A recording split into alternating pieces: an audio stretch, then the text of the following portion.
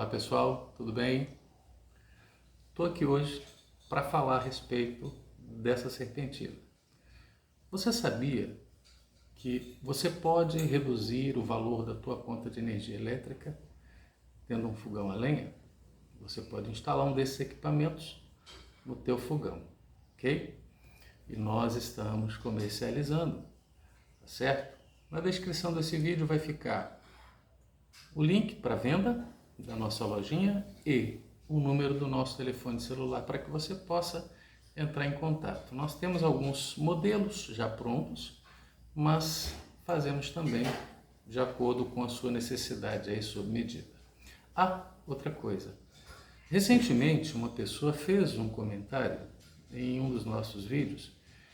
Ele pediu para que fizéssemos uma serpentina e ele iria entrar com a água e ia sair direto para o consumo, direto para o registro do banheiro para consumir essa água.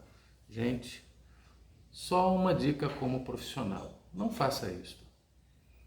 Você precisa entrar com a água e retornar para um reservatório, tá? Porque existe uma questão que se chama segurança. Porque por mais que você tenha um consumo aqui, um fluxo contínuo de água, você pode ter um problema de dar um aquecimento excessivo e essa serpentina ela pode, tá, explodir dentro do teu fogão. Então, se você puder evitar, não faça isso. Leve, alimente e saia com essa alimentação para um boiler, tá? Ou então monte uma caixa que vá suportar a temperatura elevada da água que vai sair daqui e retornar.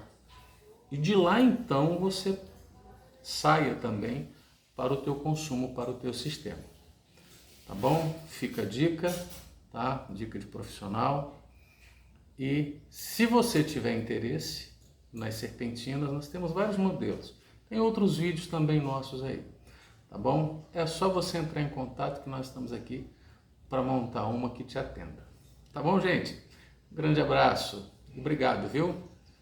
Que Deus abençoe.